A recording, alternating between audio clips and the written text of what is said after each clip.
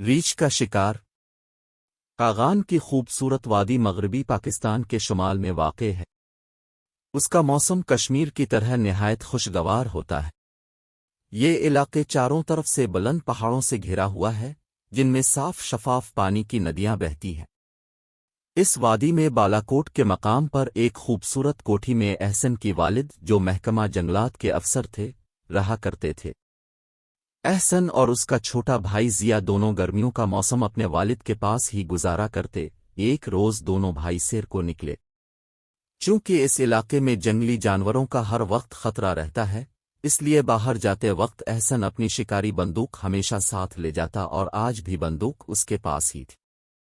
दोनों भाई इत्मीनान से बातें करते चले जा रहे थे कि एहसन ने जिया का बाजू पकड़कर उसे एकदम ठहरा दिया। क्या है? जिया ने घबरा कर पूछा और फिर एहसन के मुंह की तरफ देखने लगा। अलिफस ने इसे खामोश करने के लिए इसके मुंह पर अपना दायां हाथ रख दिया और फिर फौरन ही बंदूक तान कर सामने फायर कर दिया। फायर के साथ ही वो सड़क के पार झाड़ियों की तरफ भागा और जिया को भी अपने पीछे पीछे भागने को कहा। अब जिया समझा। उसने देखा कि सामने से एक रीछ का बच्चा लंगड़ाता हुआ बड़े अजीब अंदाज से इनकी तरफ चला आ रहा है। वो गोली खाकर जख्मी हो चुका था। जो ही वो उनके करीब आया, उसने अपना मुंह और दोनों पंजे उन पर हमला करने के लिए ऊपर उठाए। उसने बढ़कर बंदूक का दस्ता उनके मुंह पर जोर से दे मारा, जिससे इसके मुंह से खून फवारे की तरह बहने लगा। जख्मी तो वो ही चुका था। दूसरी जर्ब खाकर और कुछ देर जमीन पर तड़पने और शोर मचाने के बाद वहीं खत्म हो गया। एहसन ने खुशी का एक नारा लगाया और जिया को ऐसी नजरों से देखने लगा, गोया उसकी जबान से अपनी बहादुरी की तारीफ सुनना चाहता है। अब उसे घर ले चली? जिया ने कहा।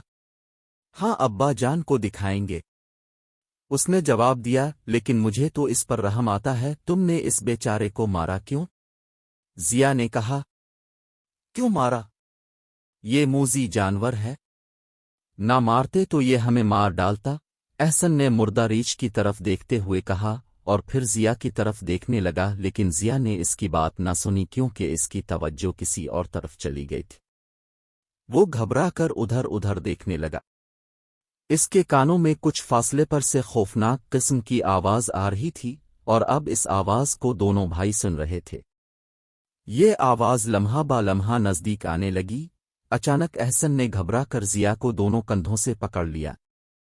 रीछ, रीछ आ गया। घबराहट में ये अल्फाज उसके मुंह से निकले और सामने एक बहुत बड़ा सिया रीछ नमूदार हुआ। वो अपने खौफनाक सर को जमीन की तरफ झुकाए बड़े खतरनाक अंदाज से आ रहा था। दोनों भाइयों पर इस कदर दहशत छा गई कि उन्हें कुछ सूझता ही ना था। बंदूक एहसन के हाथ में थी, लेकिन इसे अंदाजा था कि गोली भरने और निशाना बांधने से पहले ही रीछ इसे आ लेगा। वो बंदूक जमीन पर फेंक करीब के एक दरख्त पर चढ़ गया और जिया को भी फौरन दूसरे दरख्त पर चढ़ने की हिदायत की। रीछ निहायत तेजी से इधर उधर जमीन को सूंघता हुआ अपने बच्चे के करीब आया और इसे चारों तरफ से हिला जला कर सूंघने लगा। रीछ सूंघ कर मालूम कर लेता है कि लाश में जान है या नहीं। जब उसे तसल्ली हो गई कि बच्चा मर चुका है, तो उसने एक दर्दनाक चीख मारी, जिससे सारा जंगल हल गया और दोनों भाइयों के दिल भी दोहल गए। अब वो लाश को छोड़कर उन दोनों की तरफ लपका। गुस्से के मारे इसकी आंखें सुर्ख हो रही थीं। पहले वो इस दरख्त के करीब आया जिस पर खौफजदा एहसन बैठा हुआ था। रीछ ने अपना भारी सर ऊपर उठाकर उसकी तरफ देखा और फिर अपने पंजे दरख्त पर जमा कर उस पर चढ़ना शुरू कर दिया। जिया दूर एक दरख्त पर बैठा ये नज़ारा देख रहा था और खौफ से लरज रहा था। अभी रीछ एहसन तक पहुंचा न था कि एहसन छलांग लगाकर इसी दरख्त के साथ वाली शाख पर कूद गया। रीछ दूसरी शाख तक न जा सकता था, इसलिए वो अब नीचे उतर आया ताकि नीचे से दूसरी शाख की तरफ जा सके। इसी दौरान में जिया ने अपने भाई की जान बचाने के लिए अपने आप को खतरे में डाल दिया।